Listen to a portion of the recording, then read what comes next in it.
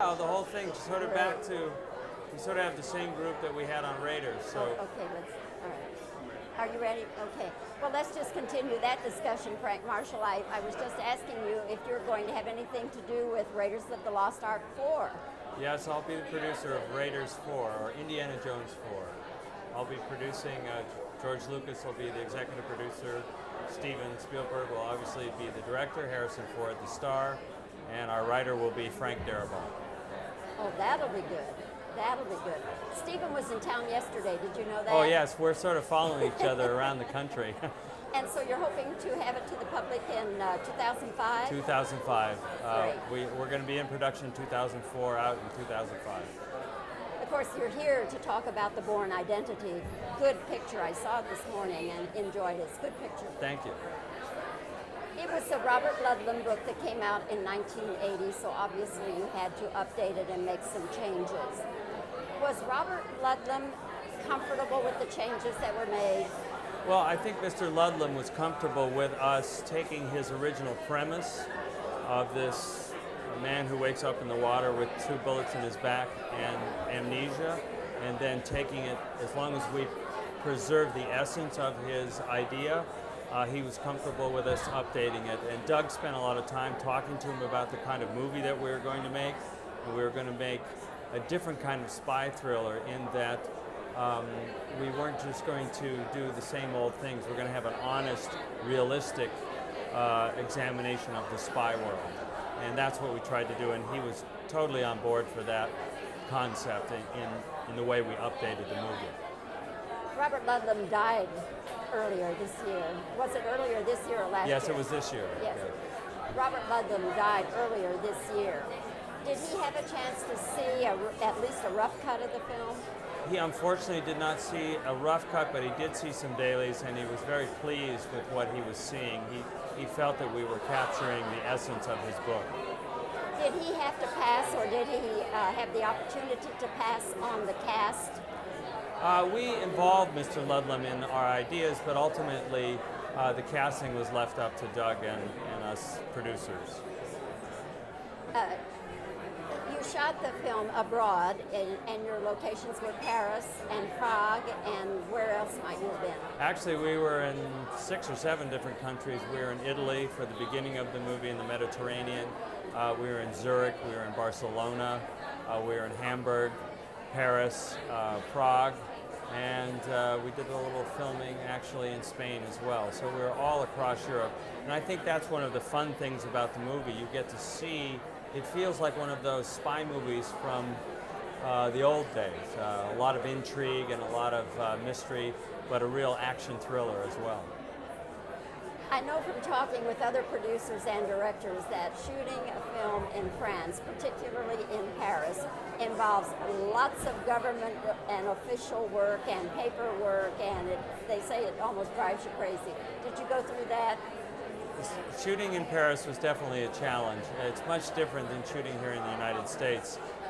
They require a lot of paperwork and a lot of permits, and you have to tell them exactly where you're going to be, exactly where your trucks are going to be parked 6 weeks before you get to the location. Here you arrive on the day and you go, well, let's park over there. There it takes a lot of time, and they're very cooperative once you have all that done, but it does take a lot of time to prepare it. So it also keeps you right on schedule, because if you fall behind and you're not getting there on the right day, then you're in trouble. And it costs lots of money, does it? Making movies in Europe in general costs a lot of money, particularly in France. It's just an expensive place to be. But you have to feel by the end of the time, and when you look at the film, that it was all well worth it. It was totally worth it to shoot in Paris. I think because the way that we conceived the movie was, it was kind of thrown away. It was just a backdrop. We're not showing the tourist version of Paris where in every shot there's the Eiffel Tower or something recognizable, and we wanted to make it feel like it was realistic and actually, took place there, not just a glossy, kind of movie. Well, the film has a great look, and it always appeals to me, any film that's shot in Europe, and especially a good film that's shot in Europe. That's always a plus for me. So it works. It works for me. Well, great, great. Yeah, I think that's part of the fun. The audience gets to see places they've never been before, and they get to experience it. One of the things I like about the movie is the audience is learning about Jason Bourne as Matt's character learns about it, and we're going on the same ride he is, and that's kind of fun.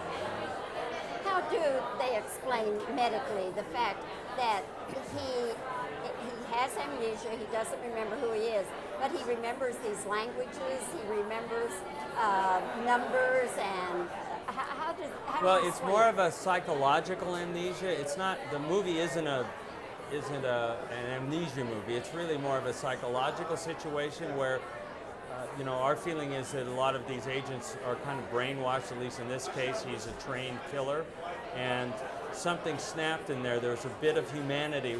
Whatever they tried to get out of him to make him a cold-blooded killer, there was a bit left of his humanity, and that's what snapped and caused him to erase anything about his past that was bad. And although he then retained his knowledge of skills and knowledge of things that he could do, which takes him through the movie on his quest and his journey to find out who he is, he also finds out he can do all these extraordinary things, and then the whole question, the puzzle is, why? That's great. Frank, again, thank you so much for coming to Dallas, and I just wish you and Matt and everybody the best with the movie. Thank you, Bobbie. It's great to see you again. Yes. Thanks. Okay, now he'll get some reverse shots. Great. Yeah.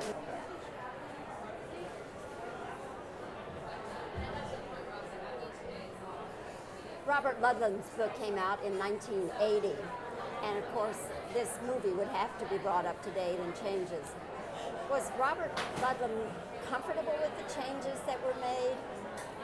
Yes, Mr. Ludlum was very comfortable with what we did with the movie. Okay, that's fine. Mr. Ludlum died earlier this year. Was he able to see a rough cut of the film? Unfortunately, he was only able to see some of the dailies.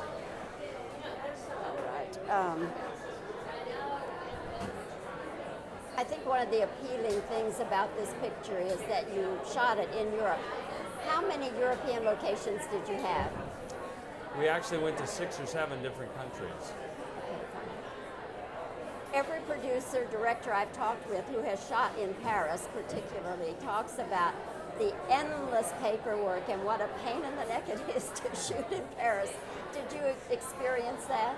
Yes, we were one of those as well. We had a lot of trouble and a lot of planning had to go into what we were doing. Are you going to be involved with the next Indiana Jones movie, Indiana Jones 4? Yes, I'm happy to say I am.